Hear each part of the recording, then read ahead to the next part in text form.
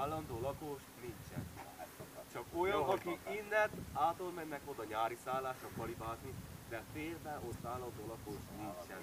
Ami van ott már, azok a románok most már. Igen, itten, ez melyik? Ez Bükk? Ez Bükkhavas.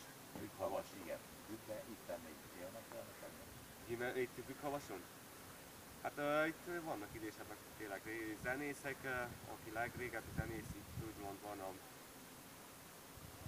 Tankó Dezső bácsi furujás, ő Tüfán Viktorinkkal szokott járni, ismerős, nem tudom ismerőse.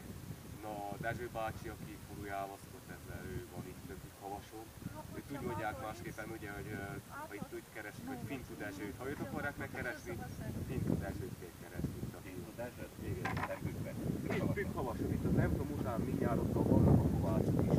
Nem tetszett látni, hogy a kovácsok út mellett van. A templomtól lefele már a Newton lefele kell menni hozzá?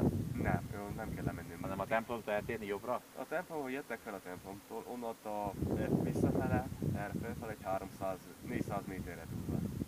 Aha. Azért mert itt, fel most már viccen telefon, ilyen kalibás.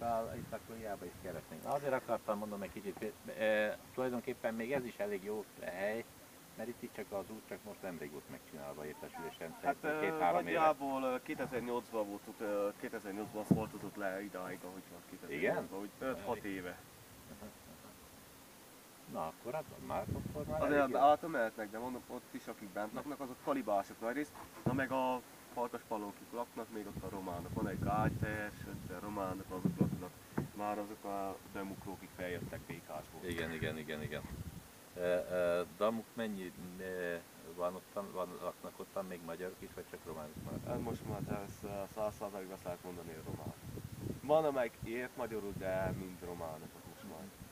Egyébként rám nem nagyon érdekel engem, mert engem az éneknek a minősége és nekem abszolút nemzetem kifogás, én nemzetek ellen nincsen, én nagyon jóban vagyok, én Máramarosi vagyok, én Igen, közöttük élek ottan, ottan, úgyhogy nálunk nincs is a például, általában mindenki beszél 2 vagy 3 nyelvet. Igen.